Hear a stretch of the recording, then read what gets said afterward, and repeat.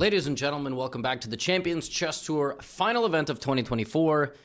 This is day number 3. And today, I'm going to do what I do in every single one of these recaps, show you games by Magnus Carlsen. And when I stop showing them to you, you will leave the video because that's really what you care all about.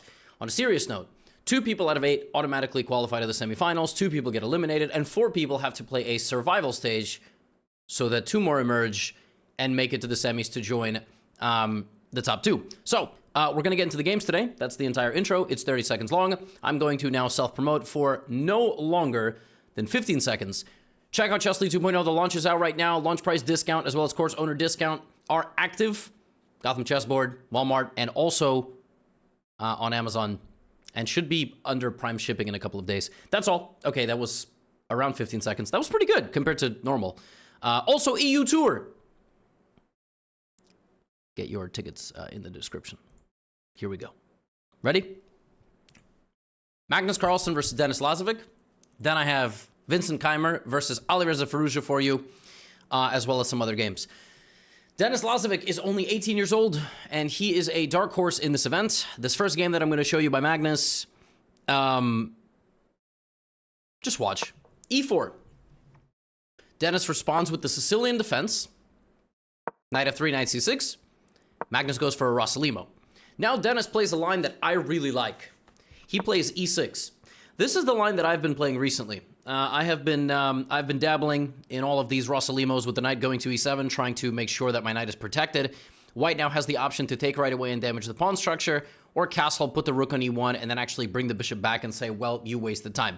Magnus thinks for a little bit, takes on c6, and plays this move b3. This is the critical approach to the position. And Black now has several options, and Lazavik chooses one of those options. He plays f6. This might surprise you. It might be a very strange move, but really the point is that Black wants to put the knight on f7, and then, you know, decide what to do after that. There is one more kind of edgy line, which is e5. It's kind of a cool line. After knight takes e5, Black can play both queen e7 and queen g5, but in this case, it would be this move. And yeah, the lines are super sharp and complicated. But Denis plays this. We have castles by Magnus. And then, kind of a fascinating thing, he never puts the bishop on b2. He just never does it. Which, I don't think I've ever seen that. Like, b3 to show you're going to play bishop b2. And now the second that Black has committed the pawn to f6, you don't even put the bishop there. You just play like normal game. And basically say, well, I threatened that the bishop would go here, but because you're sort of overcommitting, now I immediately play for the center instead, which is kind of, yeah, he kind of, I mean, it's like fighting. You fake a jab and your opponent, reacts and you do something else. So now we get takes, and Denis plays c5. Denis is playing some really, really edgy chess here, playing c5 and not developing his pieces. Magnus goes d5, of course, trying to open up the king. Denis says no thank you with bishop d6. And Denis needs a couple more moves to get castled. First, he activates the bishop. Nobody can say anything wrong with this move.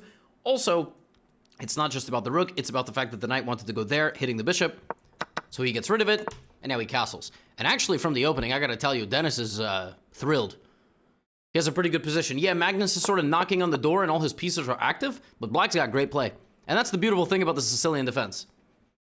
I mean, and on Chess League in the future, right now we have the dragon, but we're going to have everything. You want to learn this one? You want to learn how to play against Rossolimo, Smith-Mora, Gambit, we'll have Kalashnikov, O'Kelly. Like, there's a million Sicilians, a million. I've been dabbling in it myself, and I've only played the Sicilian for like 2 months now, consistently. The positions are really, really fun. So the Caro Khan is retired from my repertoire for the time being. Still probably my favorite opening, but yeah, I mean, Denis just gets a really nice game and plays rook b6 and trades knights and has a good position. Maybe the knight trade was a little bit rushed, but you can't really argue here that White has any real advantage.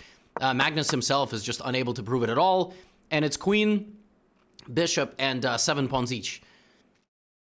Denis just doing a great job. Magnus playing f4. Looks like he has a lot of space. Really looks like he's creating some problems here. The black king is a little bit weak and white has some pressure, but nothing special. But you know, Magnus is always going to ask questions. Always.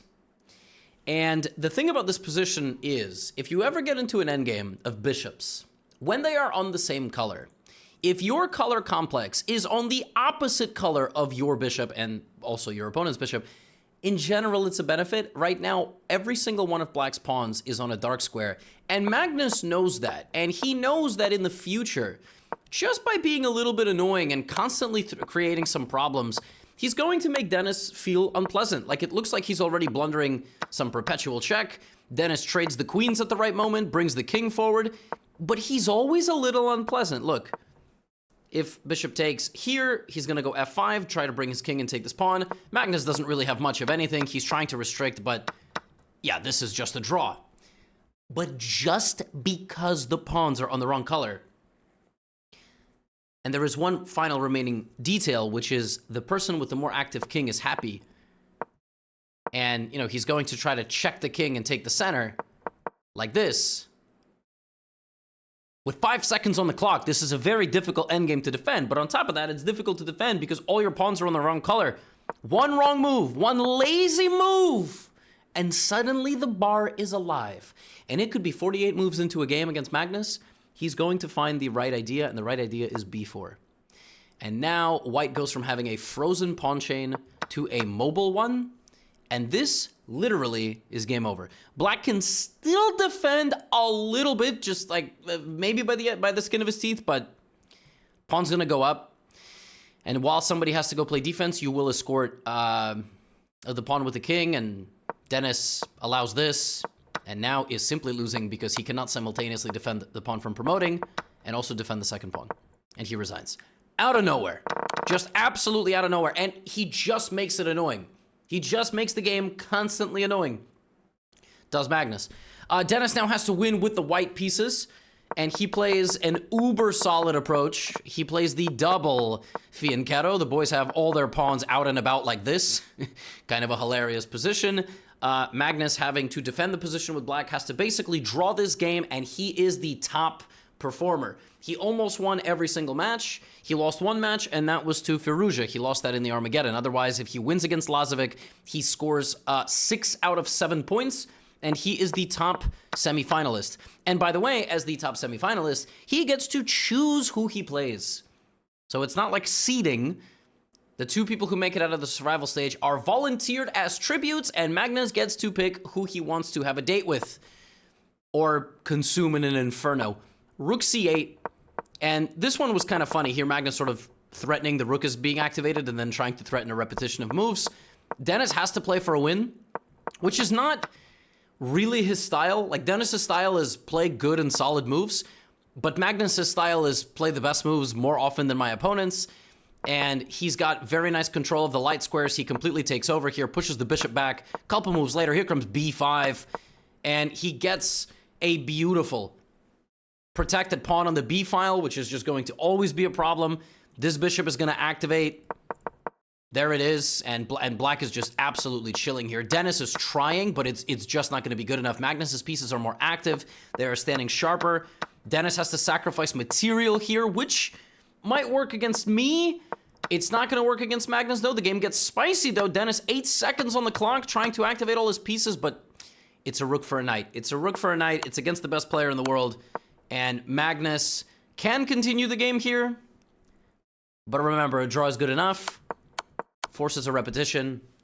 And that's it. Now, if this was a rated game, it's played in person, but because of the time format, it might be rated. I don't know. But he forces the draw.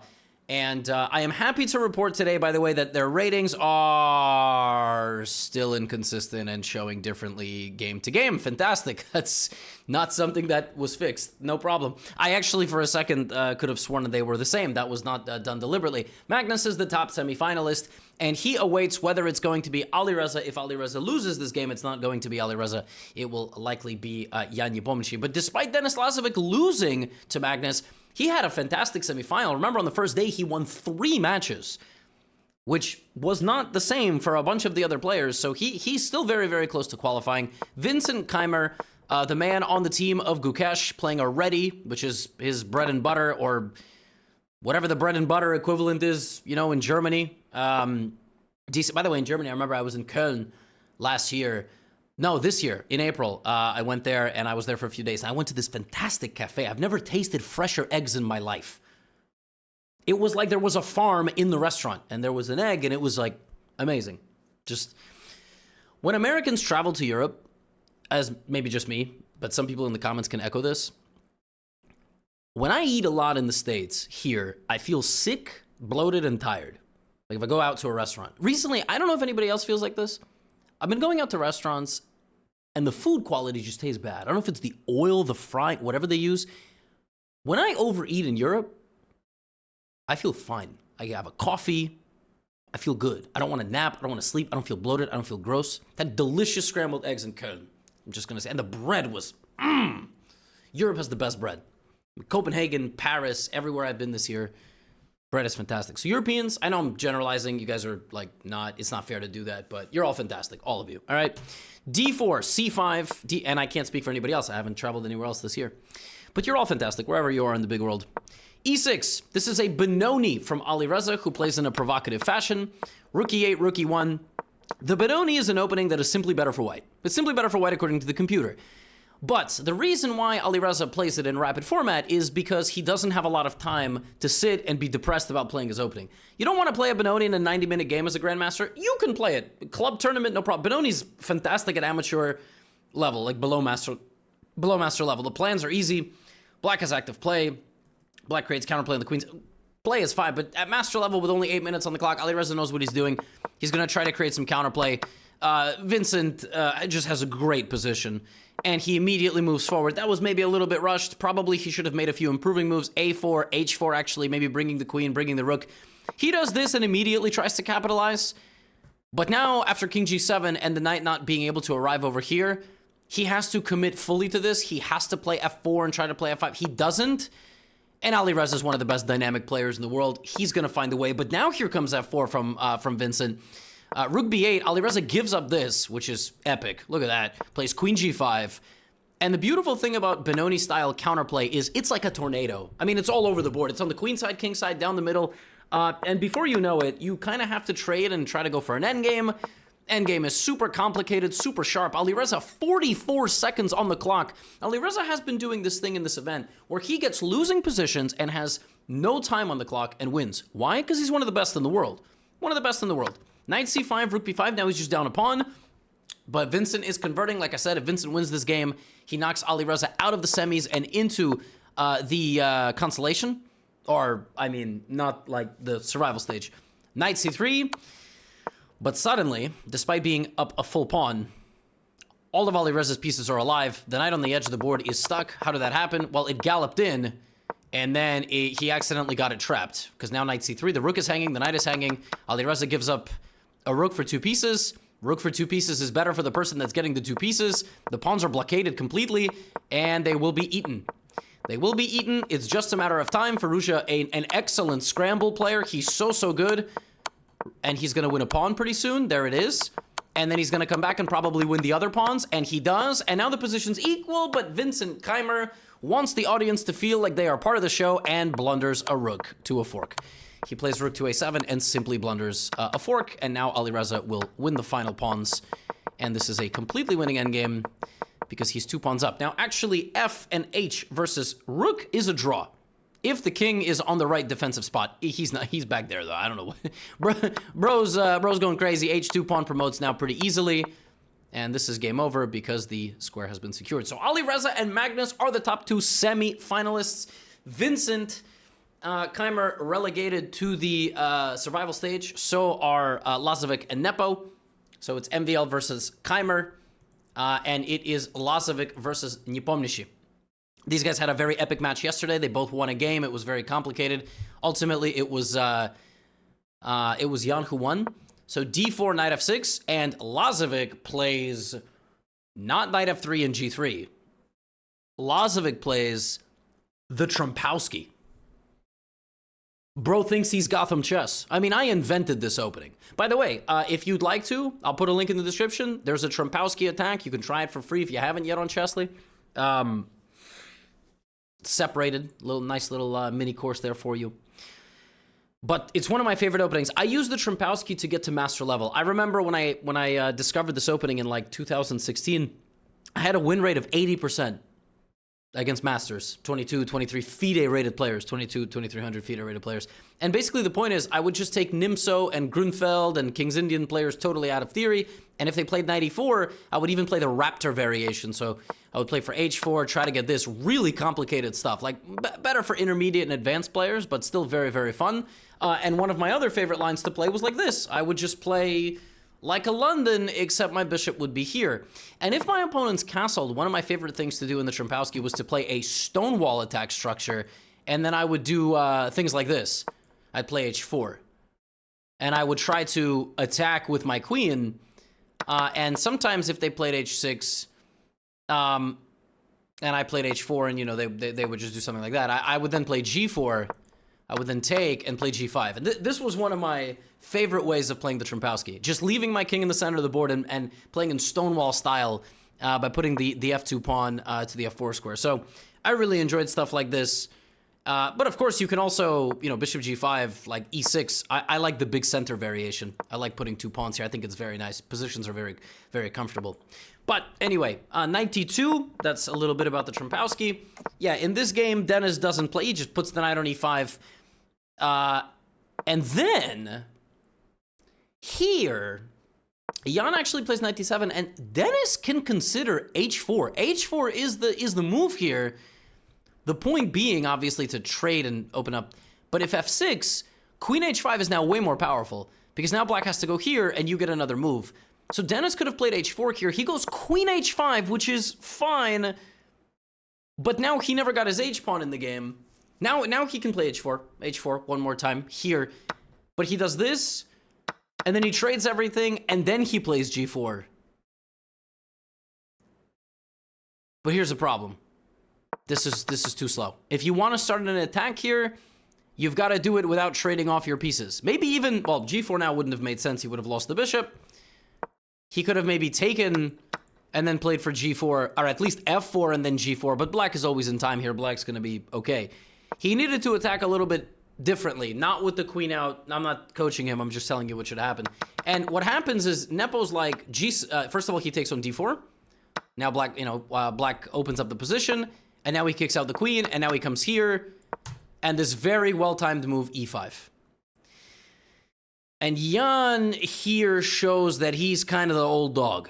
He's like the guy in the gym. He's like Denis is the young man in the gym who's got energy. His technique is not perfect, but he's strong. So he tries to put it on Jan, because Jan's a little bit older, grizzly veteran. Jan just right away just is like, knight f6. I'm threatening to open up the center of the board. I'm threatening with my bishop to prevent you from castling. Lazavik does castle, but bishop g4, f3, and e4 is absolutely nasty. The bishop hangs, but so does yours. Then I'm going to get to your king. Then e3 is under attack, and Lazavik is going to defend himself, but Nepo puts the foot on the throat. Rook c2, and this is all a result of counterplay. That pawn marched all the way into white's position and now is a nasty anchor. Queen b4 is devastating in a moment with the knight pinned to the queen. Lazavik defending himself, but Jan has 4 minutes to torture him, and he trades all the pieces. And yeah, I mean, now if knight f3 takes, this is misery. The pawn is protected forever. Rook f1 check, you know, looks like you can go rook f4 and everything, but I simply take, and you cannot stop rook h1. Like, the most insane thing about this endgame is rook h1 is a huge threat, and if king c1, then black wins simply by having 2 passed pawns. It's still far from over, but it's over. And knight f3 instead is played, and this part of the game is cleanup for Nepo. Let's just see if he's going to mess anything up in the time trouble. He keeps threatening. Yeah, Lazavik takes the pawn, but he's frozen. Like Elsa, he can't move. All the pieces will be traded. The king will walk in and eat everybody. Yeah, Jan played this game like the Terminator. And this kind of goes to show you how styles make fights, styles make chess games. This is not Lazavik's style. He played in a way where he tried to immediately pick a fight with a really dynamic player. Like, of all the players in that field, MVL also, you know, he's a very creative, dynamic player. But Jan loves this. He loves chaos. He really does. You know, he's a really, really good initiative player. He has very good dynamic feel. And you just cannot start an attack once you've kind of neutered your position of pieces. G4, Jan was quick. Chopped down the center, hit the queen, took the pawn, lashed out with e5. That's all. All those moves that you saw are initiative type of moves. where every single move you make creates a threat and improves your position. It's a sequence of moves. Takes G6, FG, E5. This also creates a threat of taking the pawn on D4. This creates a threat. This creates a threat. Like a 10-move combo. Sauce on the side, and, you know, he just wins. Nasty. So, Nepo is the third semifinalist, and Denis Lazavik awaits the winner of this match to play the fourth and final spot semifinal qualifier. This is MVL versus Vincent Keymer. Vincent just lost to Ali Reza. A Spanish from Maxime. Maxime loves Spain, and probably it has to do something with the fact that France and Spain share a border. For my fellow Americans, I don't know how many of you knew that. Some of you probably can't even like put 5 countries on a map in Europe, but you know, it's a big, we gotta get better, guys. The stereotypes about us are not good. They're really not good. They think we're really dumb. We gotta prove them wrong, all right? And it starts here, all right? Spain and France share a border. Just letting you know. Just in case you didn't know that, all right? Also, Spain shares a border with Portugal. Yeah, Portugal's a country, by the way. Like Portuguese, you know where they speak that? Yeah, they speak that in Brazil, too. Okay, anyway, back to this. Bishop A4, knight F6, castles, bishop E7. This is a mainline Spanish. Except, Vincent Keymer here either plays a gambit or straight up blunders a pawn. This is the Spanish opening, and here, 90% of games go B5, bishop B3, castles. What doesn't happen is castles right away. Because you can take the knight and take the pawn. And now black is just worse. In the Spanish, you cannot just take the pawn. You cannot go here, here, here, because queen d4. This is a well-known thing, in case you didn't know that. I'm not trying to insult you anymore. I'm done messing around. I'm done. By the way, please don't get offended if I'm messing up, please. And I see some comments sometimes, you know, like, happy holidays, all right? Deep breath. A6.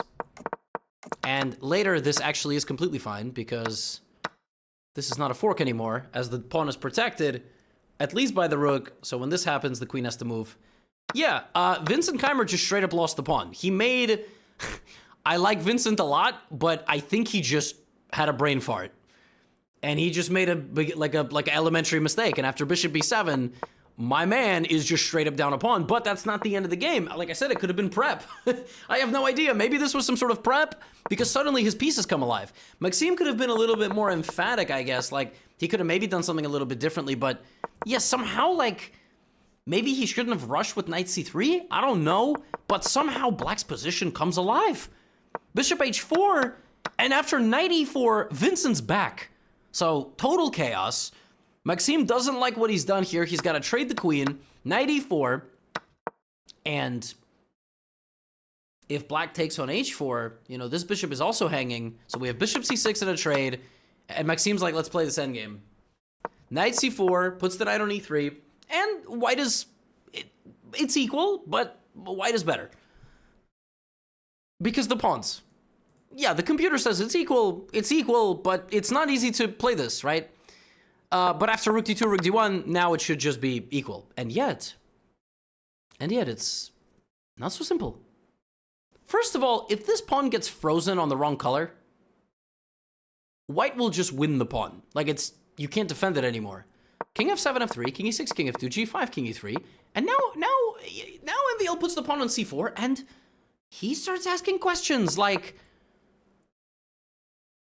hey, did you know Spain and France have a border? And Vincent's like, why are you talking to me about geography in the middle of a game? That didn't happen. Knight f2, h5, knight d3, and it's what I told you. Suddenly this pawn's really hard to protect.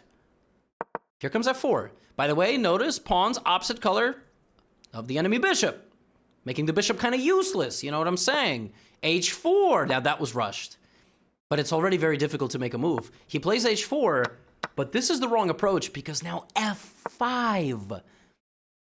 And suddenly, white has a path to the pawn.